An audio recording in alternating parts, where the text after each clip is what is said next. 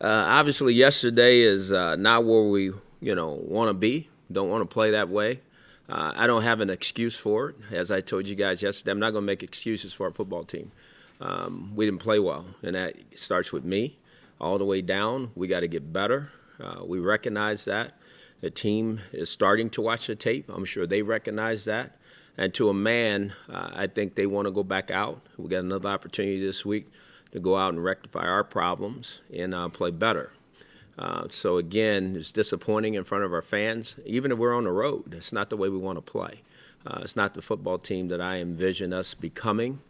We need to continue to work, do the little things at all times that give us a chance to win. So we broke down fundamentally in a lot of different places yesterday. So we'll clean those things up as fast as we can, and we'll start moving forward. But I'm disappointed about yesterday, but I'm not discouraged by any stretch. Our players are going to continue to work extremely hard and harder than we ever have to rectify our issues so that we have the best chance to win a football game starting this week. About Rod, as far as your receiving core, then I'm sure John's you guys will look at guys tomorrow. Can you afford to go into next week with as little experience as you had out there yesterday? I mean, it was Jarvis and a bunch of rookies. No doubt. We'd like to have more, if we can get it, and if it's the right fit for a football team. And I'm sure, as you just mentioned, that John is looking around everywhere to see if we can improve there. But at the same time, as the head coach, I can't worry about those things. I mean, he's going to do his part. I got to do my part. We got to take the guys that are here and put them in the best position to have success. We have some other guys that can contribute, and we just got to use every resource we have in the building to be the best we can be. As far as other injuries, how's Schobert? Schobert has a hamstring. He'll be down for a little while. How long that will be, let's go week to week with that and see where he is. Hamstrings are tricky. Some last longer, some end up shorter. So we'll see how that all unfolds. Any update on Higgins? Higgins? No, Higgins is still week to week. Is there any update on Baker and his ankle? I'm sorry? Is there any update on Baker and his ankle? Yeah, Baker's fine. Baker's fine. Do you think the hamstring, I know you guys monitor that, and you're real careful about the soft tissue, but the fact that he had missed a snap, you guys have played 3 overtime games, you think that's a factor in it? When we looked at all that, I'm glad you mentioned that. We did look at all the data from that, and that's not the issue at all. I think he heard it the play before, running over to the sideline, because when you watch the play where he pulls it, he's just dropping. He's dropping in cover 2, and he turns, and he immediately grabs his hamstring. So I think it was a play before that started because he was chasing the ball down the field, and I think that's what led to it. What would you do with that position, Hugh? Would you move Kirksey inside, maybe? We're going to, talk through that this evening, as we get done watching the tape with the players. I think we'll have some answers there. We feel good that we'll still be able to put a real good defense out there that can play well. So we feel good about that. Loss feel different than the previous losses this season because of the way you lost? I'm sorry? Loss feel any different than previous losses? It felt worse. It felt worse because I think we were ready to make the next jump. I think the football team expected that. We expected that. Here was a chance for us at home to win a second game in a row. That was the intention. We didn't live up to that. We didn't do our part. So, and again, I think our fans, because our fans were there and they were into it. We didn't give them back what they gave us. So we got to account for that. The number of young receivers that you have to play right now, do you just have to live with the inconsistency? Damian has a drop and then makes a catch, and Antonio seems the same way. Is that just something you have to fight through? Yes. No, it is. This isn't the first time you all have seen that. We played with some young receivers here since I've been here. And so sometimes those are the things that happen. You don't want them to happen. You have to work through those things with them. You got to get them to be a little bit more consistent. It's when the drops are happening. There's, potential touchdowns and third downs and those things. So we just have to work through that the best we can. I'm not going to get down on the players. We're just going to coach them. We're going to coach them and try to get them better and get them to, respond positively when those opportunities come. How much tougher does it make when you're trying to bring along a rookie quarterback? It compounds it. We all know it does. But again, I said it yesterday, I'm not going to make excuses. I mean, we got to coach good. We got to put them in best situations. We got to help everybody on this team, offensively, defensively, and special teams, to be as good as we can, because nobody else cares about what's going on in Cleveland as far as what players we're playing with or injuries or anything like that. Doesn't matter. So we'll find a way. What's going on with Landry and Baker? He's got like 11 catches and 39 targets with Baker. Yeah, I think sometimes ball's gone over his head. Sometimes we just haven't made the connection. But sometimes I don't think you guys get that some of those balls are being thrown away. Now, all of them are not being thrown away, don't get me wrong, but there are some that are, that all of a sudden I think you guys see them as targets, and we don't see them as targets. We see them as throwaways. So do they need to connect more? Yes, they do. We got to find a way to do that better. But at the same time, yesterday wasn't really good, in that area between those two, and I don't think it was anything to do with Baker. I know maybe people feel like Baker needed more time with Jarvis. Well, that wasn't the case when we played the Jets. Nobody felt like that then when they made plays. They got to make those plays when those plays present themselves, and I'm sure they will. Sometimes when teams get a couple game tapes on a quarterback, they kind of know what to do. Did the Chargers figure out some way to keep Baker Mayfield in that pocket? It didn't seem like he had as much running room.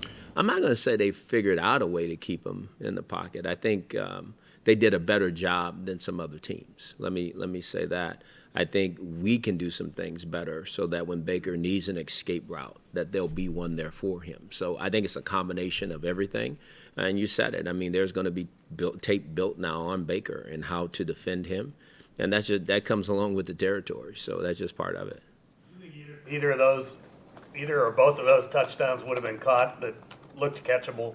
That changed the tenor of the game. Oh, no doubt. I think it changed the tone of the game. When you get opportunities like that, I mean, it's just, obviously excites your whole team, excites everybody in the stands everywhere. So, we needed to make those plays. We didn't. So. How Ratley played after that, because it seemed like he responded. Yeah, he did. I thought he made some plays. Ratley played a lot of football, if I'm not mistaken, almost 65 snaps on offense, and then you factor in all the special team snaps. This guy probably played somewhere close to 80 snaps, in his first game. That's a lot of football. And he made plays. Obviously, there's some plays he wish he had back. But the thing I liked about him, he kept competing. He never backed down. He kept competing, kept getting better, and that will serve him well later on in the season as we go. Yeah, in terms of getting gashed by the run, a couple of the Chargers said that their view was that Rivers was waiting right up until the very end and then diagnosing correctly what the defense was going to do and then checking into a play that was going to create openings. They did a good job. I can't take anything away from that. You rush for 244 yards, they got all the answers, So nothing I can say about that. I'm not going to say it was just like that. But they made enough plays to where obviously they had a good feel for what they were trying to accomplish. Rush for about. Game, was the holding call, should that have been a safety in the end zone? No, I think that was happening as, a little bit before him being in the end zone. So I think that's what the official said. That's the way they played it out. So it was not in the end zone. Yards yesterday, and pretty much all your running backs have proven that they can be playmakers and make big plays. How important is it to get the run game going forward? I think it's always important to get the run game going. I think we have been one of the better run teams. So we have to be able to run the ball. We got to be able to throw it too. You can't score enough points in this league just running. So, and I think we get that. We got to be able to do both, and they got to play off of each other. What's kind of going on with Nick Chubb in terms of trying to get a few more balls in his hands? We need to get more. I mean, there's nothing else to say. We need to get him more chances. But I think sometimes the game changes and you get behind, and you need Duke Johnson out there because that's what he does well, which is catch the ball and run it. So I think that's what you were seeing yesterday. I mean, but as these games get a little closer, they don't get too far away, and we can get up, whatever that is. We do need to get Nick Chubb more carries. On the run game, were you guys kind of slow to make any adjustments? It didn't look like anything got better defensively. Defensively, it didn't look like anything got better. No, nothing got better. We made some adjustments towards the end. I think they tried those particular runs, and we made those plays. I mean, we started setting the edge a little bit better. But from early in the game to the middle of the game to the third quarter, we did not play the run very well. Do you see Jarvis getting frustrated by the lack of I think our whole production? team was frustrated. I think. Yeah, we all fiery. I think everybody was frustrated. It's not what we intended the game to be. But like I told the team, you decide that. You got to make that choice and that decision about how these games go, about how you play. So we got to play better. It's just that simple. He's one of those guys when he's in there, you're counting on to set that edge. What did you think of his play yesterday? And are you getting from him, what you expect considering the I think commitment? defensively, it was not one of our better performances by any stretch of imagination, and not just one player, all guys. Let's just call it like it is. We didn't play well defensively. Didn't play well offensively neither. The one improvement I seen on our team was special teams. I thought there's some things we did better. We gave up a return, but outside of that, I thought we returned the ball better. I thought we blocked better. I thought the PAT protection was better. So I think that was improvement. That's the one area I thought that there was improvement. We need to have improvement in all the areas starting this week. Talk to your players about, some of them left. I know some of them were frustrated, but some of them left the locker room before we even got a chance to get in there and try to talk to them. Are you aware of those sorts of things, and do you talk to your players I about will. I did not know that. I'm disappointed that happened. There's nothing to run from. I mean, when you don't play well, when we played good, everybody stayed. When you don't play well, don't run. There's nothing to run from. Again, we have to do everything the right way. So I appreciate you letting that be known. Was Baker seeing what you wanted him to see underneath? And it also seemed like a lot of the play calls, the hope was to get the ball downfield. It seemed like there were like a lot of double moves, and that's why he was holding on to the ball a little bit longer. Did he make the read you wanted him to see? And there were some times where he could have got the ball out of his hands a little sooner. I don't think everything was meant to go long.